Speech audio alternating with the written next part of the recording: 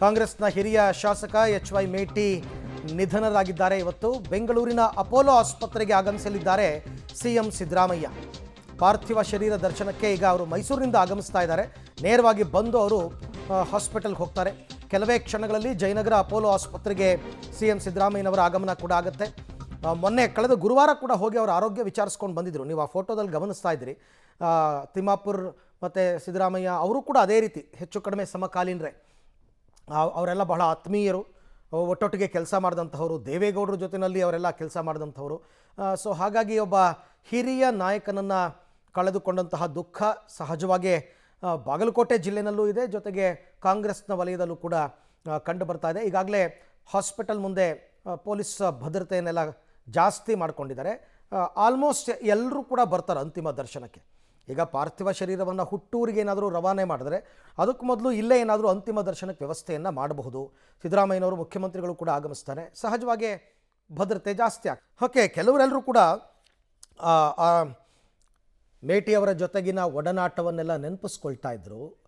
ಈ ಬಗ್ಗೆ ಮತ್ತಷ್ಟು ಮಾಹಿತಿ ನನ್ನ ಕೊಲ್ಲಿಗ್ ಮಾರುತಿ ಅವರಿಂದನೇ ಪಡ್ಕೊಳ್ಳೋಣ. ಮಾರುತಿ, ಈಗ ಯಾರ್ಯಾರು ಆಗಮಿಸ್ತಾರೆ ಹಾಸ್ಪಿಟಲ್ಗೆ, ಮತ್ತು ಈಗ ಅಲ್ಲಿನ ತಯಾರಿಗಳೇ ಹೇಗಾಗ್ತಾ ಇದೆ ಅಂತ ಅಂದ್ಬಿಟ್ಟು ಹಾಸ್ಪಿಟ್ಲ್ ಮುಂಭಾಗದಲ್ಲಿ ನೇರವಾಗಿ ದೃಶ್ಯಗಳು ತೋರಿಸ್ತಾ ಅದ್ರ ಬಗ್ಗೆ ಹೇಳ್ತಾ ಹೋಗ್ತೀನಿ. ನೋಡ್ಬೋದು ಅವ್ರ ಪಾರ್ಥಿವ ಶರೀರಕ್ಕೆ ಪುಷ್ಪಮಾಲೆ ಹಾಕೋದಕ್ಕೆ ಹೂಗಳನ್ನ ಕೂಡ ಈಗಾಗಲೇ ಪೊಲೀಸ್ ಸಿಬ್ಬಂದಿಗಳು ತರ್ತಿರುವಂಥದ್ದು, ಹೀಗಷ್ಟೇ ಅದನ್ನು ತರ್ತಿರುವಂಥದ್ದು.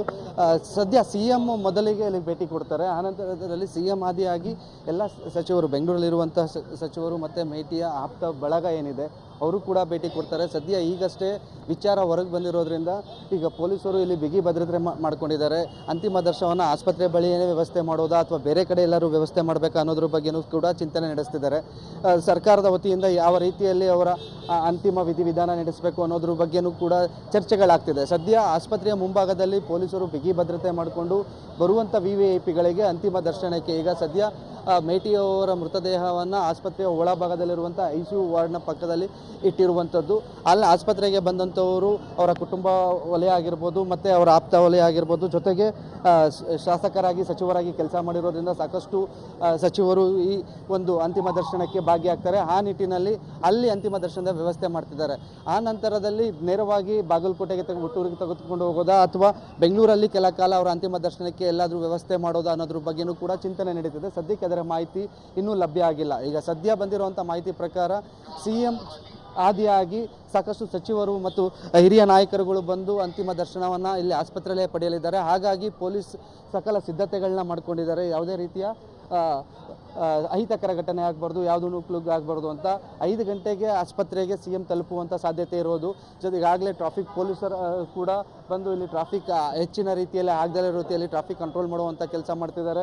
ಮತ್ತು ಆಸ್ಪತ್ರೆ ಮುಂಭಾಗದಲ್ಲಿ ಇದ್ದಂತಹ ವೆಹಿಕಲ್ಸ್ಗಳು ಪಾರ್ಕಿಂಗ್ ಆಗ್ತಿತ್ತು, ಬೇರೆ ರೋಗಿಗಳ ಬಂದು ನೋಡುವಂಥವ್ರಿಗೆ ಅಂತಹ ವೆಹಿಕಲ್ಸ್ಗಳನ್ನ ಬೇರೆ ಕಡೆ ಪಾರ್ಕಿಂಗ್ ವ್ಯವಸ್ಥೆ ಕೂಡ ಮಾಡುವಂಥ ವ್ಯವಸ್ಥೆ ಮಾಡ್ತಿದ್ದಾರೆ. ಸದ್ಯ ಆಸ್ಪತ್ರೆಯ ಒಳಭಾಗದಲ್ಲಿ ಮೃತದೇಹ ಇರೋದ್ರಿಂದ ಸಾಕಷ್ಟು ಹಿರಿಯ ನಾಯಕರು ಅಂತಿಮ ದರ್ಶನಕ್ಕೆ ಆಸ್ಪತ್ರೆಗೆ ಬರುವ ಸಾಧ್ಯತೆ ಇರುವಂಥದ್ದು.